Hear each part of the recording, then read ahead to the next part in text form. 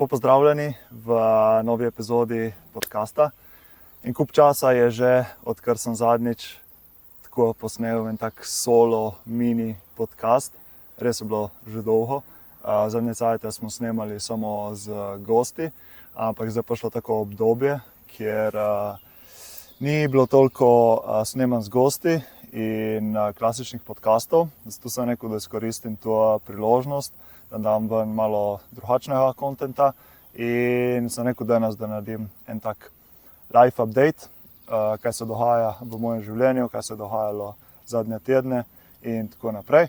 Bom probal kratko random govoriti, pa naj steče in nič poeditati, tako da bo čim bolj sproščeno v flowu in prek toku. Tako da, kaj se dogaja zadnje čase? Prejšnji teden, tisti, ki me spremljate na storijih in po socialnih omrežjih, bil sem prvič na Flows festivalu in tudi v tem podcastu, videotu oziroma vlogu, karkoli že to je, bom večinoma govoril od te izkušnje, kako je bilo meni osebno na Flowsu. Malo zgodbe za Flows festivalom, kako sem prišel do tega, kaj je to Flows in tako naprej. Za Flows in za Sinergijo, to je organizacija oziroma društvo, ki organizira te festivale, sem prvič slišal dobro leta nazaj, se pravi aprila 2024, ko so se na enem random partiju v Celju spoznala z kolegom Urbanom. In on je bil na festivalu že od prve edicije, se pravi 2 leti nazaj oziroma 3 leta nazaj. To je zdaj tretji Flows festival, ki so ga organizirali. In takrat, ko so se z Urbanom spoznala, itak sva klepetala, sva hitro videla, da imava podobne interese in tako. In že takrat mi je omenil za Flows in me takoj začel vabiti. Tudi potem lansko leto pred poletjem, pa potem pred jesenjo, kjer so imeli potem še en tak mini festival v Trakoščanih, me je vabil, prideš, kdaj prideš. Ampak po eni strani sem tudi znam biti trmast in lani še nisem začutil, da je čas. Potem nekje pred okoli novega leta pa sem res dobil tu željo, da bi tudi jaz šel na Flows in da bi bil tak fajn dopust. In takrat sem poleg kontaktiral Urbana in smo se zmenili, da gremo skupaj. Hkrati me je potem Urban tudi povezal z organizatorji Flowsa, Sinergijo. In takrat smo se poleg zmenili, da pride Manuel Vedra, eden izmed co-founderjev Flowsa, da prije na naš podcast, da se malo pogovorimo od Flowsa, od osebnostne rasti in tako. Tako da to je bila epizoda 49, objavljena 1-2 meseca nazaj, kitazga.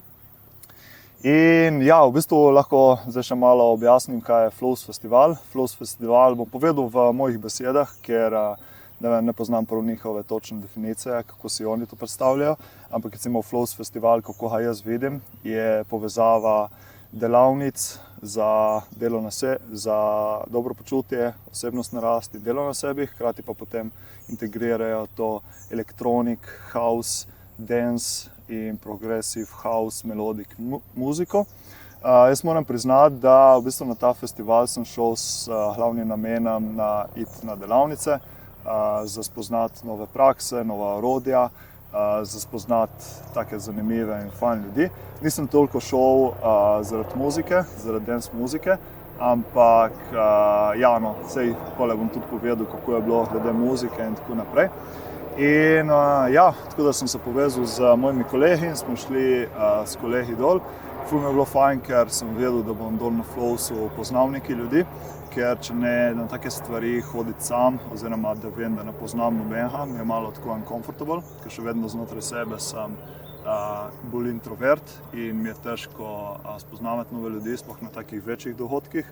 Tudi letos ta festival je bil kar velik, je bilo čez 400 udeležencev, kar po eni strani ne zgleda toliko, ker se je malo porazdelilo in je izgledalo, da je bilo ful manj udeležencev, ampak kar huge festival. No in potem to se je dogajalo prejšnji teden, od srede do nedelje in zdaj bom malo opisal, kako je bila moja izkušnja, kako je potekal festival in potem naprej bom pa delil neka glavna spoznanja, lekcije, ki so prišle na tem festivalu. V bistvu festival se je začel v sredo proti večeru, Začelo se je z opening circlom, kjer smo se dali vsi v krog, malo se prizemljili, kot zdaj delam tle jaz v naravi, in malo odmeditirali in si postavili namen, intention. In v bistvu tu se je vodil Manuel in je res ful lepo odvodil. In moj glavni namen za ta Flows festival je bil, da se prepustim in da bom čim bolj v pretoku, se pravi da bom čim bolj v flowsu, v flowu. In skozi festival mislim, da mi je to kar lepo uspelo, ker v bistvu jaz imam dosti težav s tem, da mora biti v mojem lifeu vse strukturirano, se pravi rutina, stvar za drugo. In ker to se mi zdi, da mi pomaga držati neko kontrolo in produktivnost, hkrati pa me to na nek način tudi izčrpuje. Tako da sem se res probal čim bolj sprostiti, biti čim bolj v momentu in biti čim bolj v pretoku. Se pravi, če sem si rekel, če bom začutil vzeti neko delavnico, bom šel, če ne, bom pustil, da me pač tok tega festivala vodi. In v bistvu mi je bilo na koncu ful zanimivo, ker v bistvu so se tako poklapljale stvari, da sem šel res na prave delavnice, hkrati pa ni bilo preveč, ker dol je bilo res ful delavnic, recimo so imeli 4 različne odre ali celo več in hkrati so se dogajale razne delavnice, predavanja, podcasti na različnih odrih. In čeprav sem hotel iti na več stvari, mi ni uspelo, ker bi bilo tudi potem too much, ampak na koncu se mi zdi, da je ratalo tako, kot bi moglo ratati. Tako. Druga stvar, ki mi je bila ful všeč od Flowsa, je, da sem dobil občutek, da se je dol v tej festivalski vasi ustvaril nek balonček, nek bubble, v katerem smo vsi bili. In je bila res taka prijetna, pozitivna, ljubeča energija in res taka nourishing, se pravi, da te zdravi, da te obnavlja in res je bilo ful dobro. Sicer na momente sem bil težko prisoten, to po mojem bilo zaradi tega, ker je bilo vse ful hitro, tudi ful na hitro smo prišli dol, prišli smo v zadnjo minuto pred opening circlom in ni bilo nekega pravega časa za prizemljitev, za integracijo, da si res tam. In pole itek smo šli v apartma, pole večerja, pole takoj žurati in je bilo malo vse too paced, se pravi vse prehitro je bilo. Tako za naslednje leto sem rekel, da si treba to vzeti malo bolj na easy, priti malo prej dol, se prizemljiti, res začutiti, da sem tam. In pole tudi po festivalu vzeti kakšen dan mogoče podaljšati, ostati še malo na morju, da rata to malo bolj dolgo, ker se mi zdi, da je minilo tako. In tu sem dobil feeling v soboto, ker se je pač kao zadnji dan, ki tako nedeljo je bilo tam nekje do poldne, do enih, in sem prav začutil. Mogoče bi rabil prav en dan več, recimo da bi bila tista sobota petek, da bi imel še en dan več na festivalu, bi mi bilo top. Tako, in še tretja stvar, ki mi je bila ful všeč na Flowsu, je community, skupnost. In dol sem spoznal ful dobrih, prijetnih in globokih ljudi. In sami taki ljudje, ki so res odprti in ljubeči in se lahko z njimi pogovarjaš od vsega. In to mi je res manjkalo v mojem lifeu. Sem se že vedel pred tem, da mi ta aspekt manjka, ampak pač si omejen tudi zaradi prostora, zaradi lokacije. Jaz sem pač tle na Goriškem v Brdih in ja, večina mojih kolegov je ostala v Ljubljani in tudi večina tistih, ki jih vabim na podcast oziroma imamo nek connection, so potem z drugega konca Slovenije. Tako recimo ta aspekt druženja, pristnih povezav in communityja mi je res manjkal. In zdaj, ko sem omenil ta community, skupnost, ko sem že omenil na podcastu z Manuelom, recimo meni ta aspekt skupnosti ful manjka že od odbojke, odkar sem končal, nekje 2018. In ker recimo pri športu, tisti, ki ste mogoče igrali, ali pa ste bili v nekem skupinskem športu, veste, da znotraj ekipe se naredi en tak bond, ena taka vez, skupnost, community, ki jo je težko dobiti zunaj tega. Sploh če si športnik, če si bil stalno v tem, je pa težko dobiti to nekje zunaj. In meni je to recimo ful manjkalo in vse od odbojke nisem še dobil nekega čuta oziroma občutka pripadnosti. In dol na Flowsu sem prvič, odkar sem zaključil odbojko, res začutil, da je to lahko nek moj community, da sem prvič začutil nek tak občutek močne pripadnosti in mi je bilo ful dobro. In tudi med samim festivalom se je tudi nekaj v meni spremenilo. Lik zaradi tega, ker je bil tako podporno okolje in taki ljubeči ljudje, sem se res lahko odprl, pokazal sebe in živel pristno. In se mi zdi, da se prav nekaj v meni odprlo. No, že prej sem negoval to duhovnost, spiritualnost, ampak ne do take mere, ko dol. Tudi recimo zadnje dneve sem se ful objemal z ljudmi, pa jaz nikoli nisem bil tak velik hugger, ampak dol kar je steklo in sploh recimo zadnji dan na closing circle smo se vsi objemali med sabo, sploh tisti, ki smo imeli interakcije, ki smo se spoznali oziroma kolegi že odprej, smo se objemali in to so bili taki dolgi, ljubeči, globoki objemi in res pač se ti res opre ta srčna čakra in začutiš res to močno ljubezen. Tako da ta aspekt mi je bil tudi ful všeč. Je bilo pa na festivalu niso bili samo upsi, ni bilo vse samo lepo, so bili tudi taki malo nižji trenutki. To mi je bilo tudi zanimivo, ker recimo Manuel je na opening circlu povedal, da čeprav bo ta izkušnja verjetno zelo lepa, bojo prišli mogoče tudi kakšni taki malo bolj nižji trenutki. In to sem si zapomnil in pri meni je to prišlo v petek proti večeru oziroma popoldne proti večeru, ker se neke stvari niso poklopile, kot sem želel in sem imel pole tak full velik emotional release. Lahko povem malo za tem zgodbo, že ker se odpiram. Pred festivalom so organizatorji povabili udeležence, da lahko delimo svoje zgodbe in bojo izmed vseh teh zgodb zbrali 6 zgodb, oziroma 6 oseb, ki bojo potem nastopili na 2 live podcastih. Enega je gostil Jernej iz Sentiment podcasta, drugega pa Jure iz Underdog podcasta. In jaz sem potem pred festivalom poslal svojo zgodbo, sem jaz povedal iz sebe, pristno, sem probal čim manj negota in tako. In potem par dni pred festivalom je Jernej napisal, da sem izbran, ampak da sem v čakalni vrsti, tako da če bo kdo odpovedal, lahko pridem noter. In prvo je v bistvu v četrtek je bil podcast z Jernejem, kjer je imel 3 goste in potem v petek je prišel Jure, oziroma že prej je prišel Jure Dolše, bil tudi on udeleženec na Flowsu in v petek je pa on gostil podcast. In v četrtek pač nisem dobil priložnosti, v petek je bil pa pred podcastom je bila delavnica freedivinga in to sem si ful želel provati, predvsem zaradi me zanimalo, kako poteka to dihanje, pa en kolega, Luka Filipič, ki je bil tudi na podcastu prav na začetku, tudi izvaja to, dela to in sem rekel, da bi tudi jaz probal. In ta delavnica naj bi se končala lih do podcasta. Sem rekel, ok, grem na to delavnico in poleg grem tja pogledati na podcast in bom tam v rezervi, če slučajno kdo odpove, da lahko jaz potem uskočim.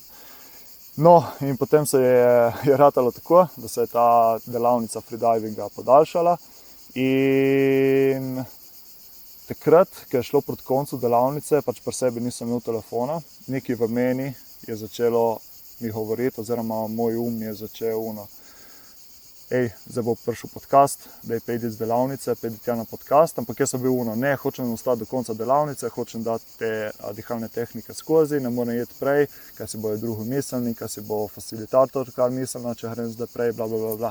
In sem začel te misli potlačevati. Ampak je bilo zanimivo, da zmeraj, ker sem jih malo umiril, je prišla nova misel, daj pejdi, bo zamudil na podcast, ne, kaj bo, če bo zamudil, kaj če boš, ne, tretje. In sem spet potem odmislil te misli, sem jih puštil dol in tako in sem oddelal do konca delavnice in delavnica se je zavlekla za enih 15 minut. In ko je bil konc delavnice, preko smo šli potem še v vodo, pogledam na telefon in vidim, da me je klical Jernej, ta soorganizator festivala. Ja, pokličem nazaj in že takrat sem dobil nek čuden feeling, da nekaj ni v redu. In me kliče in pokličem in mi reče, ti, eden je odpovedal za podcast, sem te klical, da bi prišel ti na podcast, ampak ker te nisem dobil, sem dobil drugo punco. In takrat je meni prav,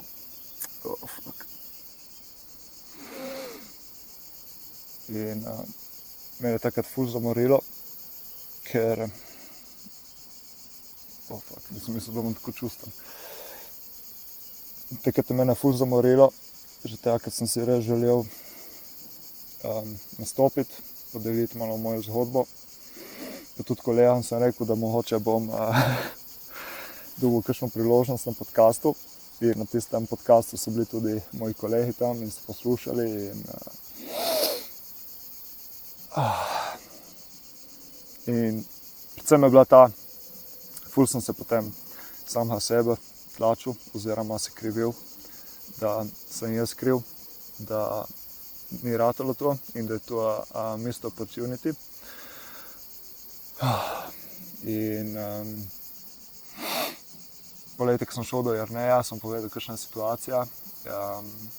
In poleti je rekel, it wasn't meant to be, ampak ja, mi ni pomagalo in vsakmu, ko sem poleti na tu zgodbo povedal na Flowsu, so rekli, vse se zgodi z nekaj razloga. In verjamem, da verjetno je nek razlog od zadaj, samo ko si v trenutku takrat, je pa ful težko racionalno tako razmišljati. No in tu je pole začelo ta proces in pole sem šel poslušati do konca tisti podcast. Pole sem šel še na delavnico Dreamcatcherja, kjer smo naredili svoj Dreamcatcher. In pole sem šel nekaj pojesti in pole sem prav čutil, da nisem ta pravi, da si rabim vzeti, da bom sam prostor za predelati stvari. In pole sem šel na plažo, sem naredil en tufo v morje in pole sem samo bil tam na plaži in potem je začelo prihajati gor. Prav čustveni valovi, jeza do sama sebe, ker sem zamudil to priložnost, ker nisem poslušal svojih občutkov in glasov, razočaranje, ker sem zrešil priložnost za se pokazati in zadeliti mojo zgodbo. Potem tam na plaži so bili tudi pari, ki so pač ležali skupaj, pa so se kopali skozi, pa potem je prišlo še veliko čustev glede ljubezni, ker recimo tudi že nekaj časa si želim neke pristne in pravega razmerja in se mi kar ne poklope, tako da je prišlo potem še to gor in je bilo res tako čustveno, ful naporno. Ampak vem, toliko sem se naučil, da kadar sem v takih težkih situacijah, se moram samo prepustiti, samo spustiti, ne prije vse ven, se sama sebe podpreti, si dati neko ljubezen, podporo in prej slej bo to šlo mimo. In res potem, ko sem si pustil čas in prostor, mi je bilo pole ful lažje, je bilo pa v procesu ful težko. No. In ja, še vedno, recimo, ko govorim o tega, me še vedno malo boli, predvsem to, ne, ta missed opportunity. Ampak ja, očitno se lahko vse zgodi z namenom, tako da upam, da bo še prišla kakšna taka priložnost. Ker tudi recimo Jureta sem hotel malo tako bolj osebno spoznati, tudi preko mikrofona, podcasta, tako da upam pa, da bo kdaj drugič prišla priložnost za se povezati, kaj sodelovati, nastopiti na njegovem podcastu in tako naprej. No. Tako da ja, to je bil tak moj najnižji trenutek v Flowsu. Ampak kot pravim, tam sem ustvaril nek tak bubble in neko podporno okolje, ki je bilo ful lažje potem te stvari predelovati. In vem, da nisem bil edini, ki je bil v procesu, veliko ljudi, ki sem govoril potem, ko sem podelil to izkušnjo, je reklo, da so imeli tudi oni razne procese na tem festivalu, tako da nisem bil edini. Moram samo pogledati, kako sem časovno. Ok, imam še cajt. Tako da ja, recimo zanimiv mi je bil potem, ful zanimiva mi je bila delavnica IFS-a, to je v bistvu Internal Family System. Spoznal sem facilitatorko dol in jaz do takrat te terapije nisem poznal. In mi je bilo ful zanimivo, ker v bistvu ta terapija se osredotoča na zdravljenje oziroma preobrazbo različnih delov znotraj sebe, predvsem tega notranjega kritika. In ta delavnica je bila tudi zanimiva. pred to delavnico sem šel na delavnico joge, kjer smo se itak sprostili, umirili in potem v tej delavnici AFS-a smo res lahko šli ful globoko in facilitatorka nas je skozi meditacijo vodila v spoznavanje tega notranjega kritika.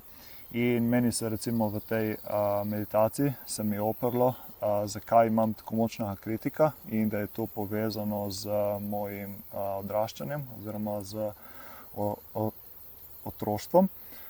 Jaz, ko sem bil mlad, sem bil full lazy, se pravi, sem bil len in hkrati sem bil tak malo debelčkan, kar je zanimivo, ker zdaj sem pa lih kontra, zdaj sem visok in vitek, takrat sem bil pa tako malo debelčkan, pa nisem bil lih tako fizično zdrav, pa bil sem tak, ko sem rekel, lazy, pač nisem mi dalo delati stvari in tako. In v tej meditaciji sem videl, da so potem moji starši in moj nono so potem zame do mene pristopili malo bolj striktno in so me začeli dajati v šport, so me začeli, da sem bolj produktiven, ker recimo pameten sem vedno bil, sem bil nek tak inteligenten, ampak nisem imel pa te delovne etike, nisem mi dalo in tako. In sem prav videl oziroma začutil, sem podoživel, kako so potem strani, kako so oni v moje dobro me začeli trenirati oziroma spreminjati. In jih ne judžam, tu sem se naučil, da starše in okolico ne smeš nikoli judžati, ampak je pa na tebi, da pole te stvari spremeniš. In razumem, zakaj in sem jih ful hvaležen, ker recimo zdaj sem ful delaven, pa sem ful priden, pa sem ful zdrav, ampak hkrati pa se je znotraj tega potem ustvaril ta moj glas, notranji kritik, ki mi govori oziroma pravi, da nisem dovolj, vkolikor nisem produktiven, nisem vitalen, nisem zdrav in tako naprej. Tako da potem skozi to delavnico smo pogledali tega notranjega kritika in smo potem tudi ga probali malo razbiti. In ta delavnica mi je bila ful zanimiva in sem čutil po njej, da se je naredil nek shift. In še eno veliko spoznanje, ki se mi je oprlo skozi ta flows na 2 delavnicah, na tej AFS delavnici in pa 2 dni prej na delavnici za držanje prostora. In to je v bistvu eye gazing. Jaz vem že ful časa, da imam težavo držati očesni kontakt, sploh recimo s puncami, ženskami.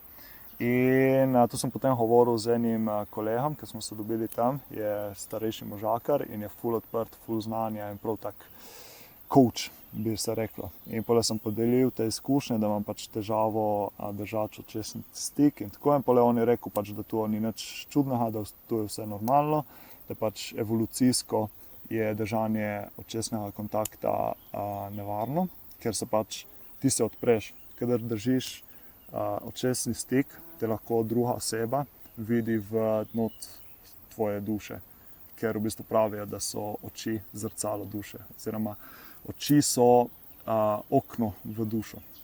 In to me je potem naredilo par klikov in v bistvu sem spoznal, da težko držim očesni stik, zaradi tega, ker se bojim odpreti, sploh recimo puncam, ko sem omenil, ker čeprav si ful želim te pristne ljubezni in intimnega razmerja, me je hkrati težko se odpreti, ker imam strah, da če se odprem in če pokažem vse dele sebe, sploh tiste temačne, me oseba ne bo sprejela in da bom zavrnjen.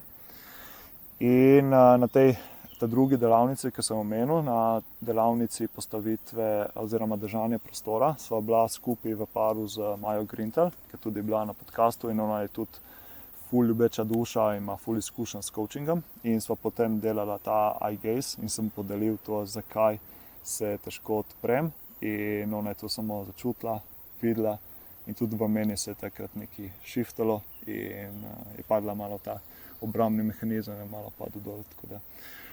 Tako da to tudi probam zaintegrirati v svoje življenje, držati ta očesni stik in se ne bati odpreti. Recimo tu sem tudi spoznal na Flowsu, ker recimo po AFS-u smo imeli priložnost, vsi, ki smo bili na delavnici, podeliti svoje izkušnje, pa kaj smo videli znotraj meditacije, kaj je naš notranji kritik in tako. In jaz sem bil prvi, ki se je odprl, ker probam delati na tem, da biti javno izpostavljen, pa se odpreti, pa podeliti svoje izkušnje in sem bil prvi, ki se je odločil. In par punc mi je potem reklo, da so me ful začutile in da so ful hvaležne, da sem začel to. In tudi tisto mi je potem mi je dalo vedeti, da tu je pot naprej, se pravi se odpreti, biti ranljiv in biti pripravljen tudi na zavrnitev, ker pač brez rizika ni nagrad. Tako da to je to, kar zaenkrat mi pride na pamet. Bi pa podelil še malo od muzike in dansa. Kot sem omenil že na začetku, ta muzika, ta elektronik, dance muzika, progressive house, melodik in to, meni osebno ni bila tako blizu. Preko sem šel na Flows, bil sem na 2 eventih, ampak nisem zares začutil oziroma razumel, kaj je fora te muzike. Sem pa potem tudi na priporočilo drugih šel na te partije zvečer, ki so bili. Sem se čim bolj probal sprostiti in zadnji dan, ki je igral oziroma vrtel DJ Animula, je bila res taka meditativna muzika in jaz sem se dal v flow in potem sem v plesu in sem res začutil neko meditativno stanje oziroma ecstatic dance. In poleg tega sem ugotovil, tu je fora te muzike, se pravi ti ne poslušaš melodijo, ampak ti probaš jo samo začutiti in potem plesati na te bite, na te vibracije in tako naprej. In tam je bilo res ful všeč. Pa itak ples je super za predelovanje stresa, predelovanje napetosti, predelovanje čustev in tako naprej. Tako recimo tudi to se mi je potem na festivalu shiftalo. Tako da tudi to, no. Mislim, da je večinoma to, kar sem hotel podeliti z vami. Hotel sem narediti en tak life update, moje izkušnje s Flowsa. Sploh recimo tle na Goriškem, kjer sem jaz, je ta festival prav nepoznan, oziroma sem bil edini Goričan, oziroma ne, lažem se. Je bila še ena Brika, ki se poznamo že od osnovne šole, ampak ona sicer zdaj živi v Ljubljani in ona je bila tudi dole in sva se tako srečala po ne vem kolikih letih in tako ful random, sploh nisem vedel, da bo dole in tako, pa ona ni vedela, da bom jaz prišel. Drugače pa je še ena skupinca je bila iz Idrije, tudi eden ful dober kolega, ki se hengamo že nekaj časa. Drugače pa tle na Goriškem ta festival ni tako poznan, pa ful ljudi oziroma kolegov, prijateljev me je potem reklo, naj malo podelim, kako je bila izkušnja festivala in tako. Tako da, če vam je to nekaj, kar vam bi bilo zanimivo oziroma bi si želeli malo več od tega prebrati, bom pustil linke, povezave v opisu tega podcasta. So podali, Sinergila je dala ven že nove datume za nove festivale.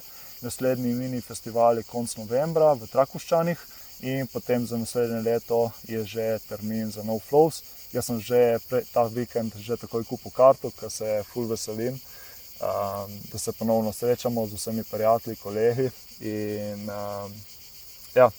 Tako da res ena taka transformativna izkušnja, tako da hvala vsem, ki ste bili tam, hvala vsem, ki smo se spoznali, hvala facilitatorjem in organizatorjem, ki so držali prostor in so ustvarili res tak balonček dobrega festivala. Tako da to je to, no, en tak life update. Upam, da vam je bilo zanimivo, upam, da nisem preveč ramblal, po angleško povedano. In to je to. V planu imam posnet še en krajši video in krajši podcast, potem se pa lotejo spet nove epizode z gosti. Tako da to je to za enkrat. Hvala vsem za gledanje in poslušanje in se vidimo. Čau, čau.